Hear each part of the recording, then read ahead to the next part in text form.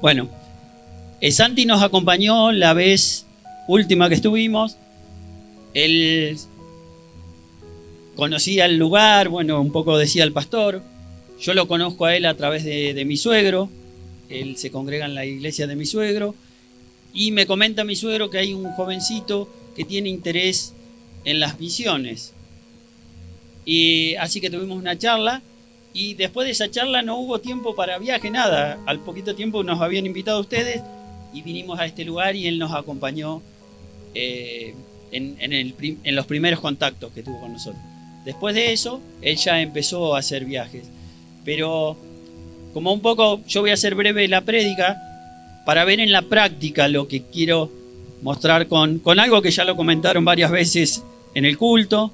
Así que voy a ser bien breve en el desarrollo. Pero vamos a ver un poco qué es lo que dijo Jesús en ese Mateo 28 del 16 en adelante, que ya lo mencionaron, id y hacer discípulos.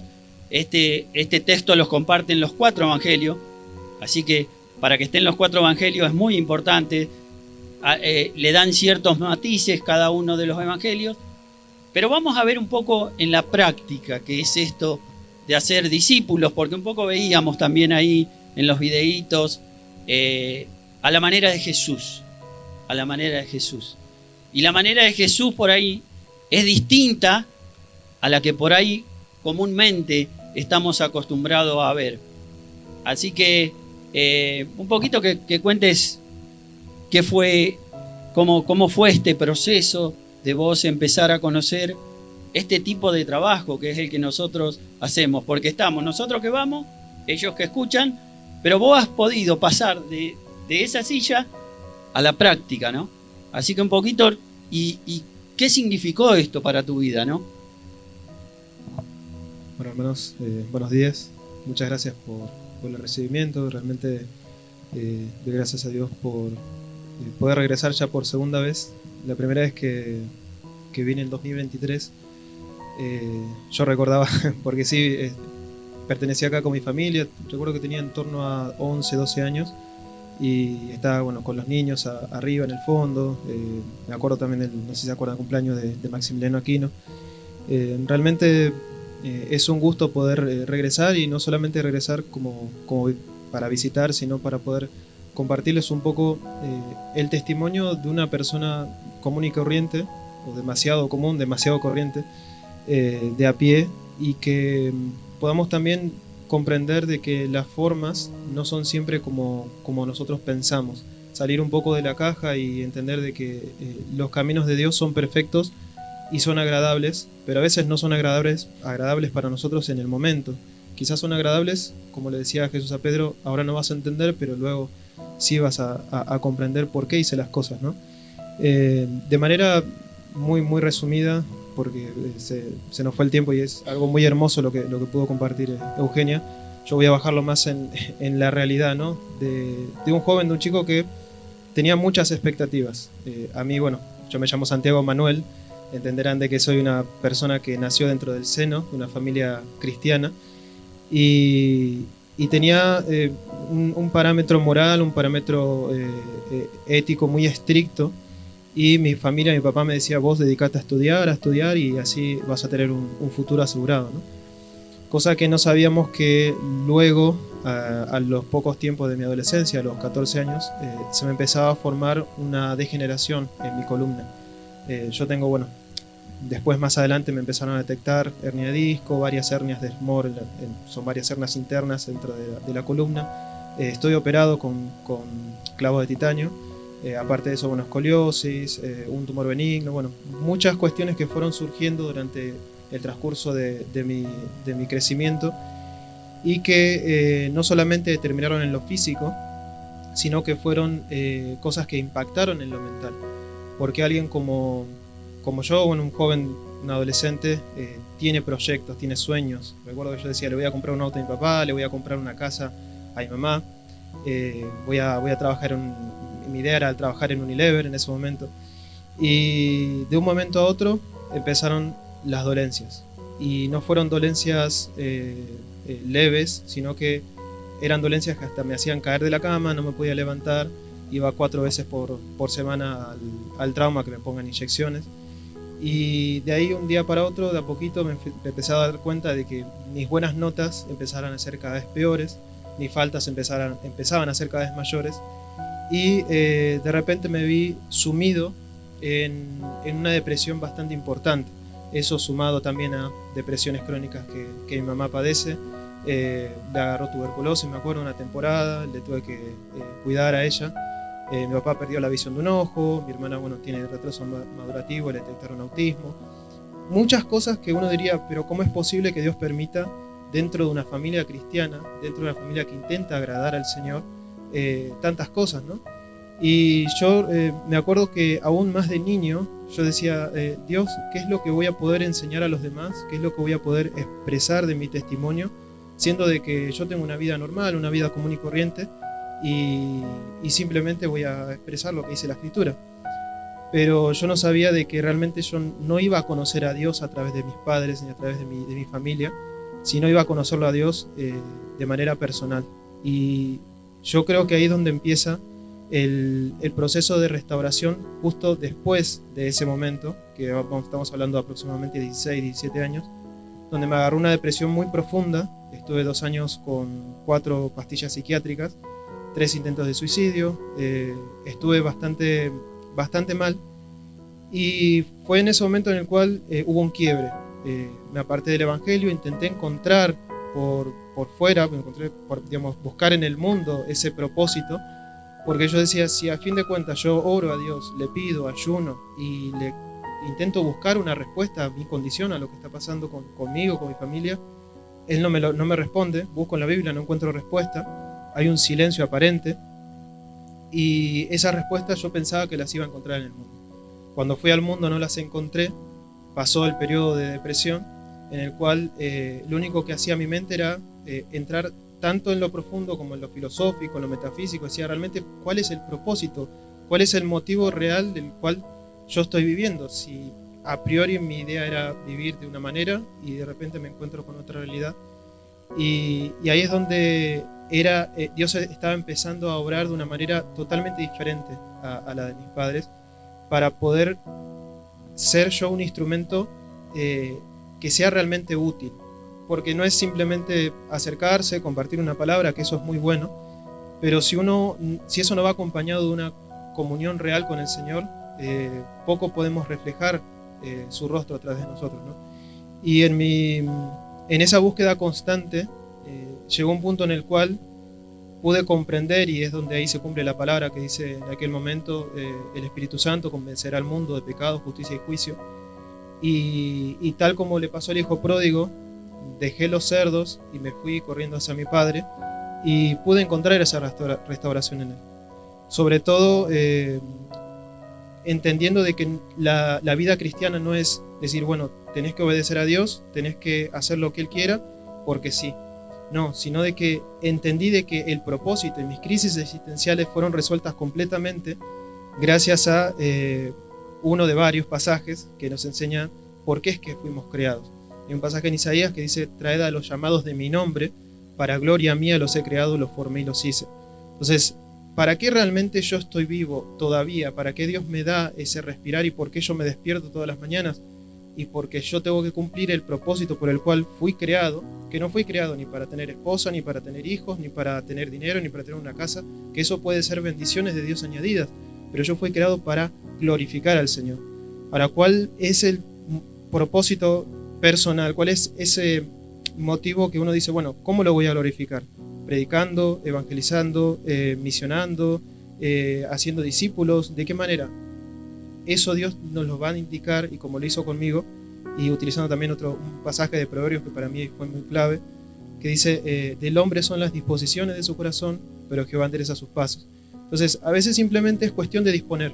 Uno dispone, uno se levanta de la silla, y a pesar de que tiene todos los problemas encima, a pesar de que es una persona que a la vista de los demás y a la vista de mí mismo no era un candidato para nada, para hacer ningún tipo de misionero, ningún tipo de obra, tuve la disposición en mi corazón de servirle.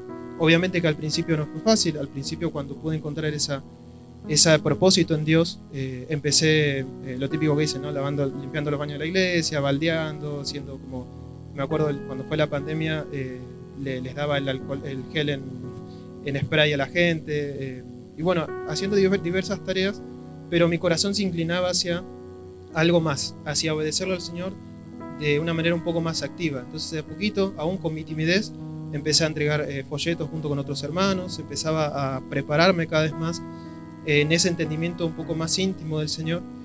Y fue ahí que, bueno, haciéndoles todo un resumen rápido, pasé de un dolor muy grande que Dios no lo resolvió, y Dios no tiene por qué resolver. Si Dios lo determina así, Él lo va a hacer. Pero dejé de poner esa palabrita, peros, y empecé a decir gracias. Y a partir de esa actitud fue que Dios fue utilizando mi vida, luego de esa restauración, a darme un propósito.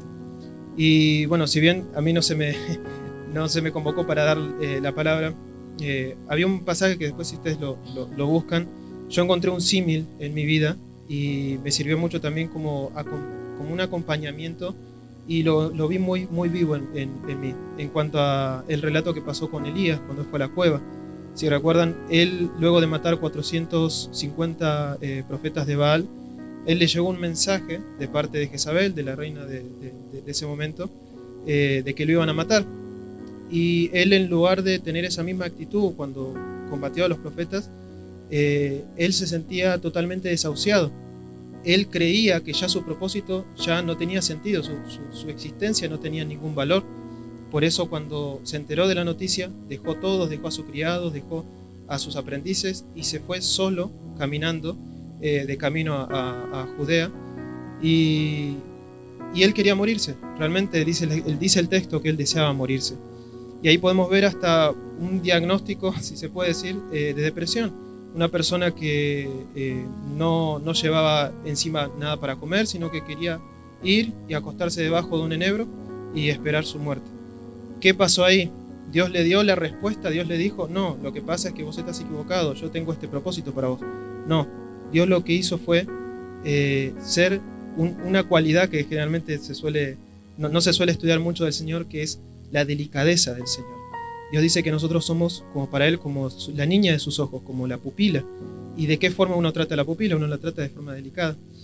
Y Dios primero le mandó un ángel, que muchos dicen que fue el mismo Jesucristo antes de encarnarse, un ángel de Jehová que le dio una tortilla en las brasas y una vasija de agua.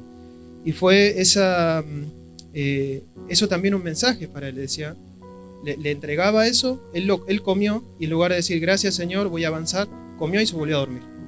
Entonces, sin embargo, Jehová continuó con esa restauración hacia él porque le quería dar un mensaje. Nuevamente, cuando se despertó, Jehová, el ángel de Jehová, le entregó nuevamente la comida, le entregó la bebida y le dijo, come y bebe porque largo camino te resta. Y ahí a Elías le entregó un propósito a corto plazo. Le dijo, mira, por ahora tu vida para ti no tiene sentido, pero te doy un propósito a corto plazo. Ve que tienes un camino que hacer. Y milagrosamente esa comida fue tan sustanciosa que lo ayudó a viajar a él durante el desierto por 40 días y 40 noches. ¿Y luego qué hizo? ¿Encontró al Señor? ¿Encontró la respuesta? ¿Dio gracias? ¿Alabó? No, se metió dentro de una cueva. Y dentro de la cueva también deseaba morirse, y no lo único que provocó en él fue aún más desaliento, fue que él estaba en incertidumbre, él estaba desahuciado.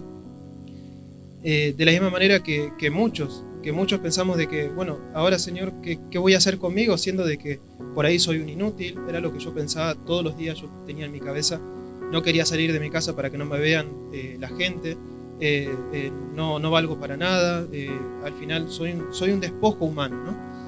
Sin embargo, Jehová seguía transformando su mente, seguía restaurándolo, porque todavía no era momento para darle el propósito.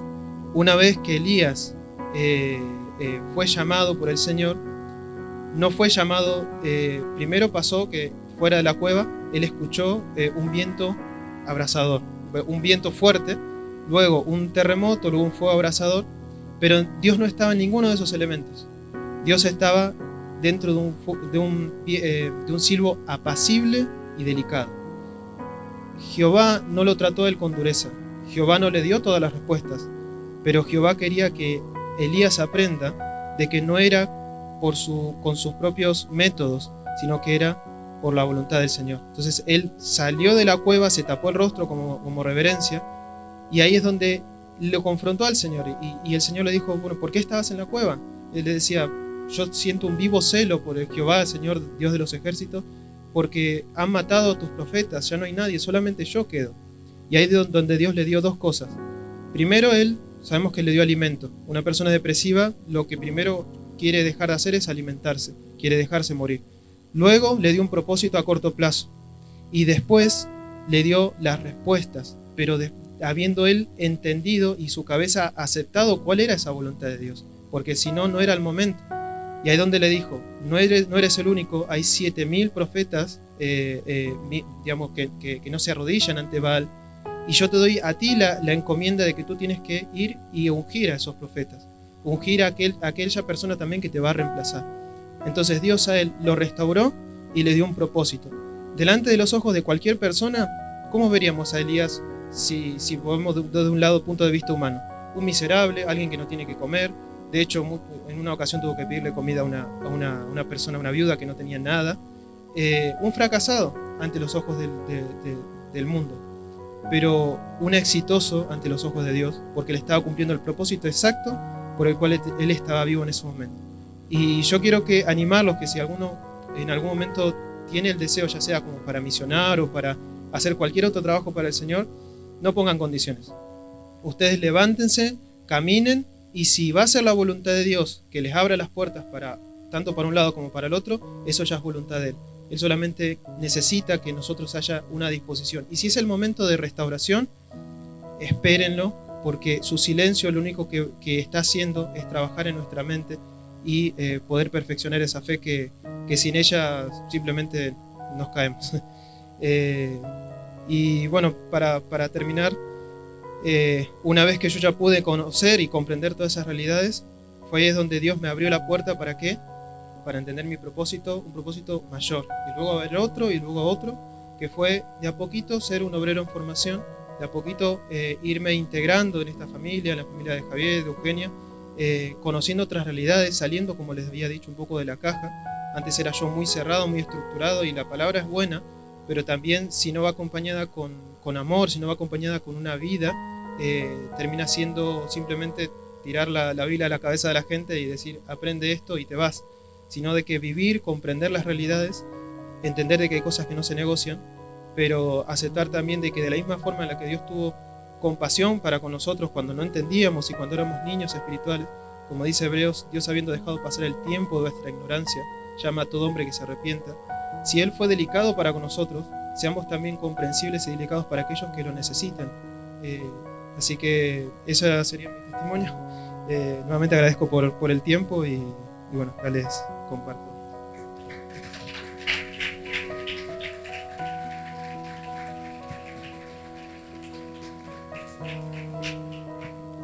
Bueno, de las cosas que más me gustan de la misión, bueno, lo primero que quiero agradecer a los que estuvieron ministrando la alabanza, ¿no? Porque realmente vemos la presencia de Dios. Tengo el otro anteojo a través de la alabanza, ¿no? El Señor estuvo ministrando y cantábamos, ¿no? Que su voluntad sea hecha en el cielo, como es en el cielo, en la tierra, ¿no? Y cantábamos que Él está por sobre todo. Y eso es importante que nosotros podamos entender al entender ese versículo, estos versos que yo compartía, ¿no? De Mateo, entrar en la profundidad de la palabra de Dios, porque hay cosas que son muy profundas. ¿Vieron? A través de la vida de Santi vemos que la depresión es una realidad y aún dentro del ambiente cristiano. Entonces, por ahí, una persona que se congrega, va al culto, todo, cuando llega a casa o cuando tiene que vivir la vida, es otra la realidad. Entonces, por eso yo quería dejarles dejarlo a Él, explayarse un poquito para que vean que cuando Dios llama, no importa, Él tiene ciertas limitaciones físicas como las tiene Anita, pero aún así el Señor, con los cuidados necesarios, sin ser imprudente, vemos que realmente Dios respalda y Dios capacita y Dios va trayendo sanidad al alma y lo físico también va acompañando esa sanidad que Él va haciendo. Bueno, Mateo, que yo les comentaba, ¿no? Mateo 28 del 16 en adelante, los 4 evangelios lo dicen de diferentes maneras, pero en este caso el que está hablando es Mateo, un judío, ¿no? Un llamado a su gente, al pueblo judío. El libro de Mateo es un pueblo bien para los judíos que se van convirtiendo, que van entregando su vida a Cristo, ¿no? Sin embargo, él va a transmitir esto y parece algo muy fácil de comprender, porque muchas veces nosotros repetimos tan de memoria ya lo tenemos. Este versículo misionológicamente, cualquier misionero o cualquier reunión de misiones, yo lo he escuchado 10.000 millones de veces. Pero a veces se toma tan a la ligera y nos olvidamos que es palabra de Dios y que tiene profundidad, ¿no? Y que penetra hasta los tuétanos, dice, ¿no? La palabra del Señor y discierne los pensamientos y las intenciones del corazón. Cuando el Espíritu de Dios toma la palabra, va allá, a lo profundo. Y entonces Jesús dice, toda potestad me es dada en el cielo y en la tierra. Jesús había muerto, había resucitado y dice, ahora tengo toda la autoridad. Ahora no hay nada que me pueda impedir hacer lo que tengo que hacer. Antes tenía las limitaciones físicas.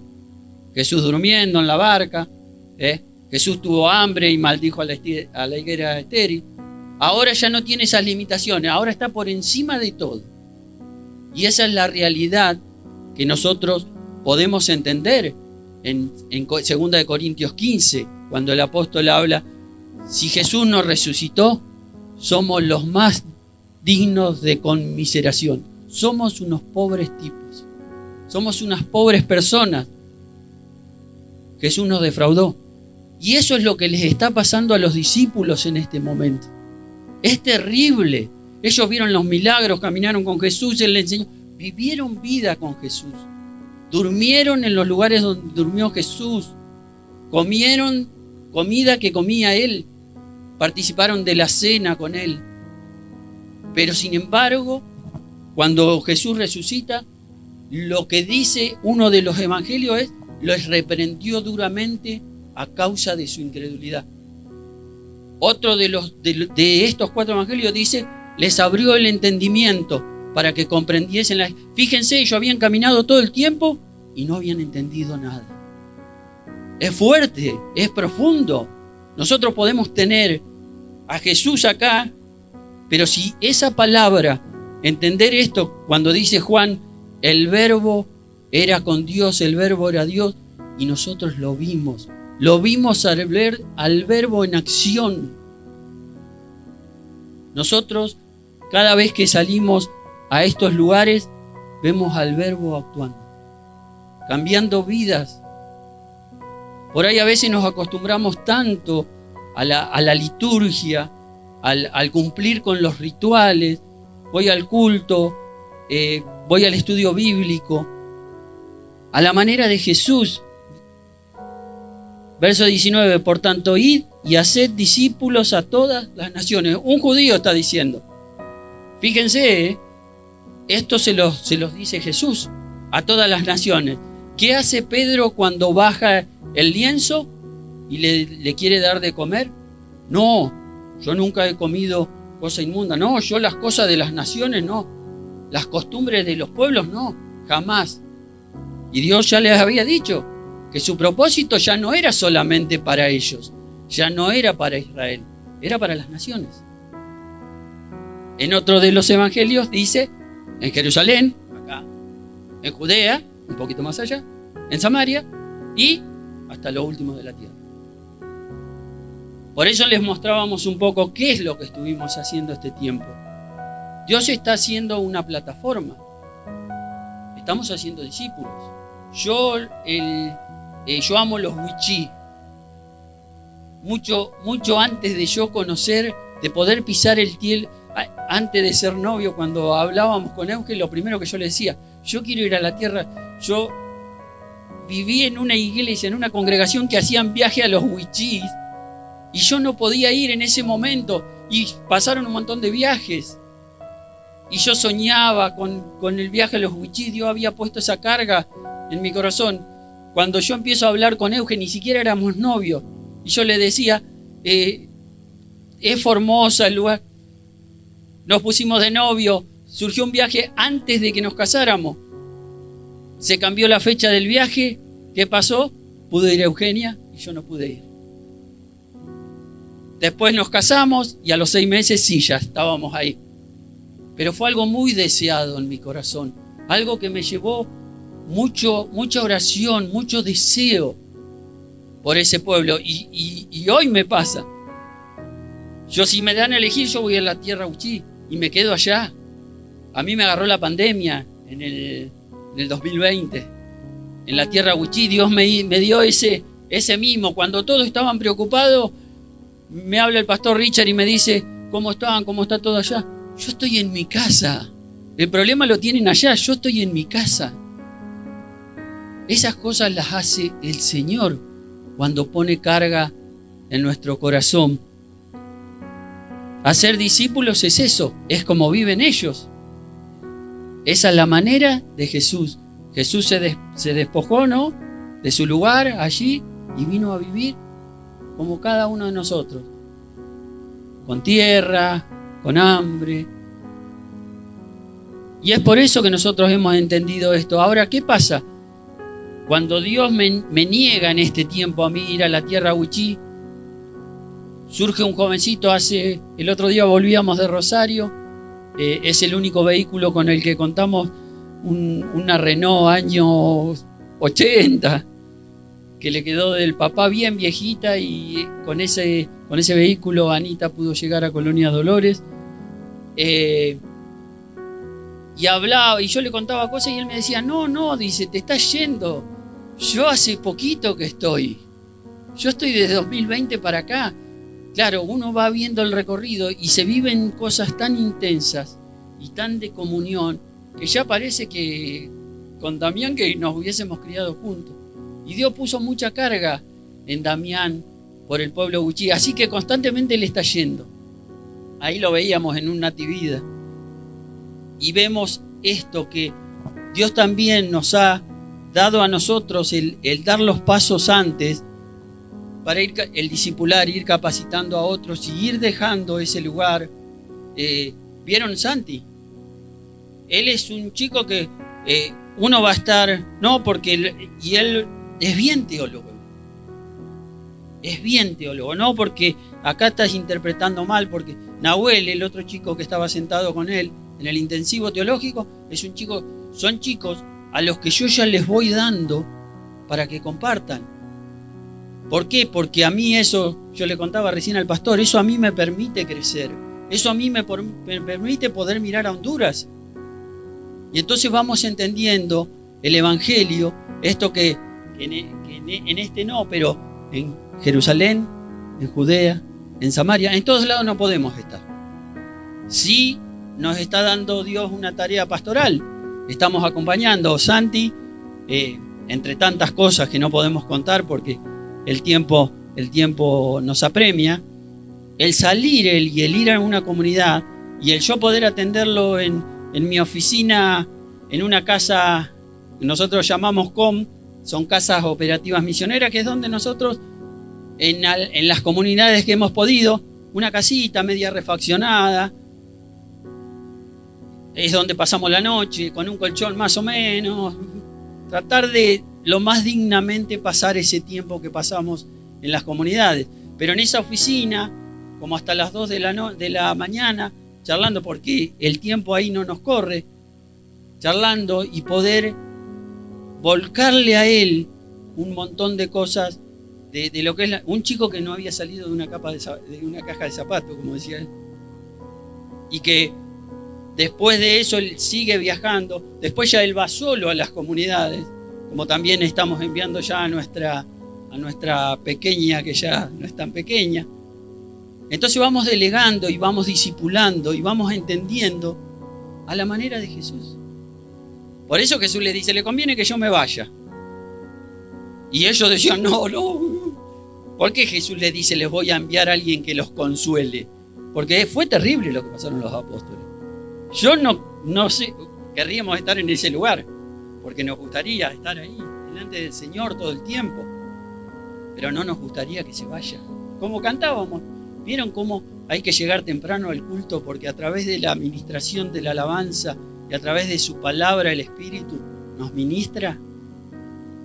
Entonces, ver a esos discípulos, y Jesús le dice, no, pero va a ser mejor que yo me vaya, porque ahora va a venir el Espíritu Santo y ya voy a estar adentro de los 12.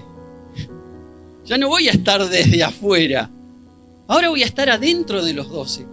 Y eso también son cosas que nosotros tenemos que entender. El mismo que está, es lo que dice el apóstol Pablo, el mismo que obró en mí, obró en los que trabajan para la circuncisión.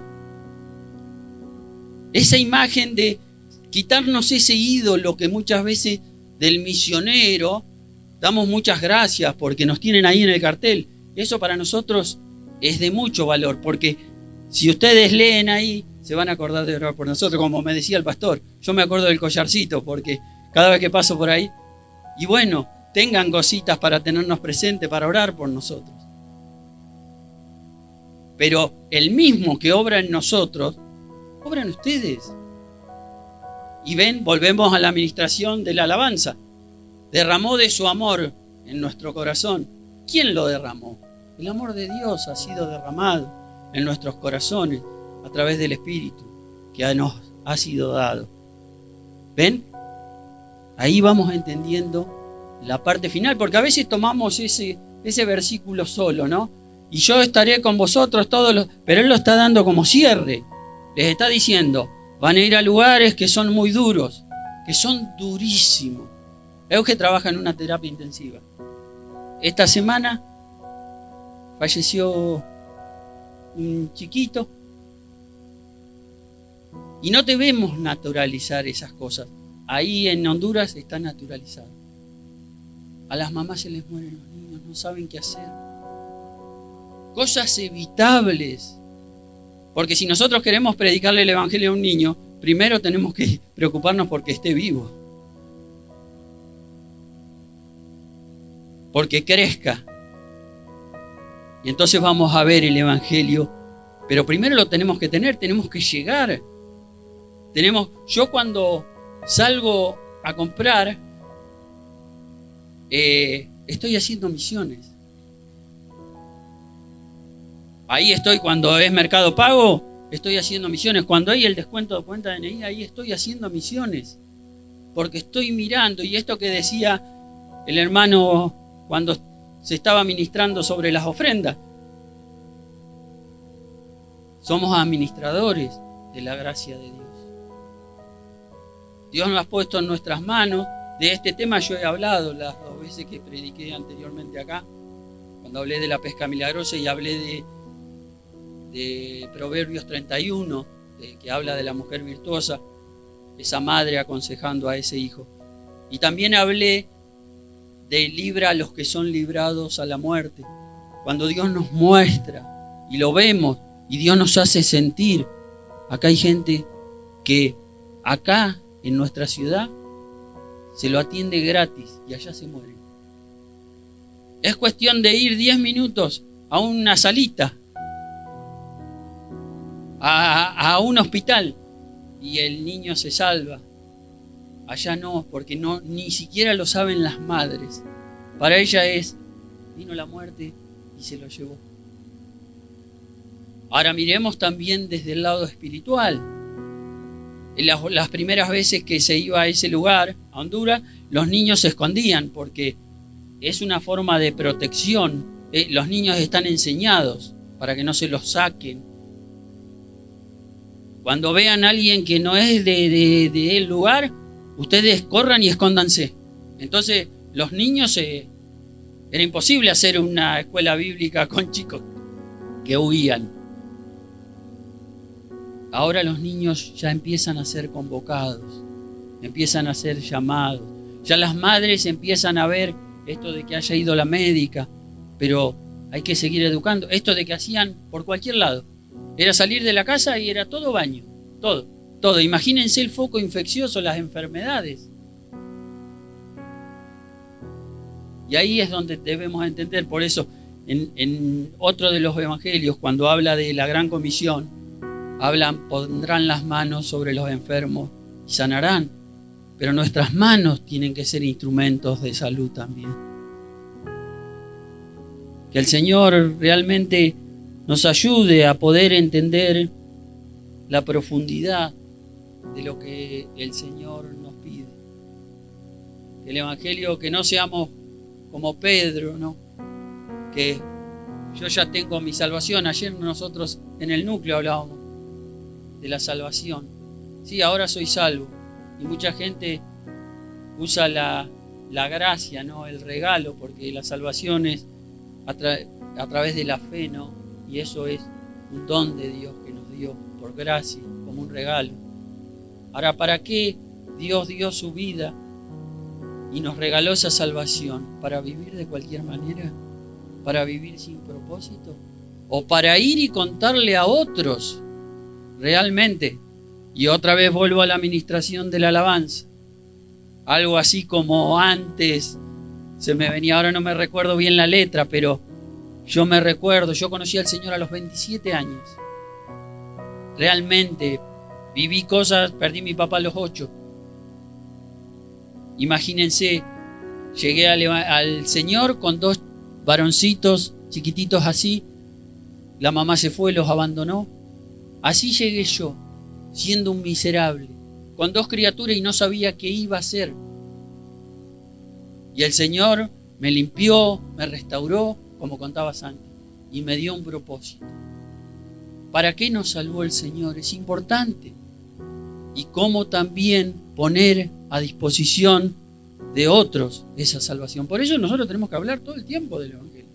Como decía yo, donde hasta un muchacho que trabaja conmigo en pintura, que él no quiere aceptar, es duro, no quiere, el Señor lo rodea, él sabe.